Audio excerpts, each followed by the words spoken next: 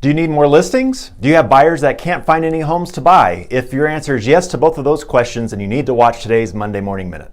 Hey, this is Bob Van Ellen with your Monday Morning Minute, where we're bringing you every week tools, tips, information, inspiration, and motivation to help get you through the week here at Coldwell Banker Thomason Group.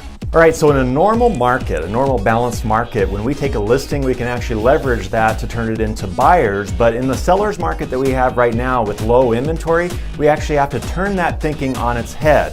And so what I mean by that is that when we have buyers, we need to actually be leveraging our buyers to help us generate more listings and more seller opportunities. So how do we do that?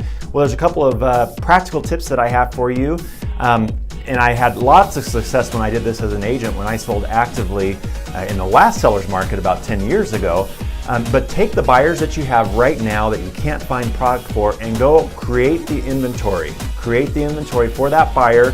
Number one, you might have the opportunity to double end a deal, but at worst, you'll generate some listing appointments. And even if that listing doesn't work for your buyer, perhaps you've picked up a new seller. So how do we do this? Well, we take what our buyer's requirements are. Say you have a buyer that's just out there looking for a home and can't find it. They're looking in a certain part of town, a certain neighborhood.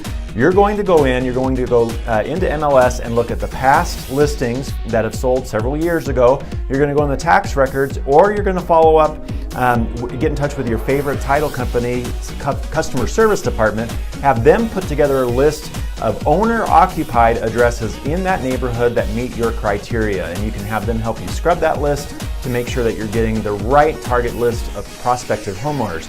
Then this is what you're going to do. Good would be sending a postcard or a letter to each of those addresses basically saying, hey, I might have a buyer for your home. Their names are whatever and whatever, just use first names, but make them real people, right? They're qualified with such and such a bank, or they're cash buyers, whatever the situation is, and we cannot find homes for them to buy. So if you have had any thoughts of selling, we'd like to see your home. Would you consider a short-term listing with us if this buyer works out? That would be good.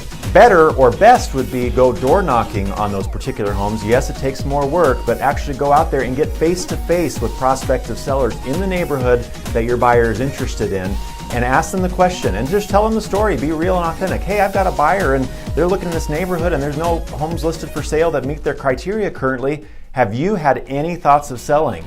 And see if you can't generate some interest in that way. I guarantee you, if you do those two things, you will generate opportunities in neighborhoods that might work for your buyer client. I've actually double-ended properties this way by going out and finding off-market sellers for my buyer clients in the past.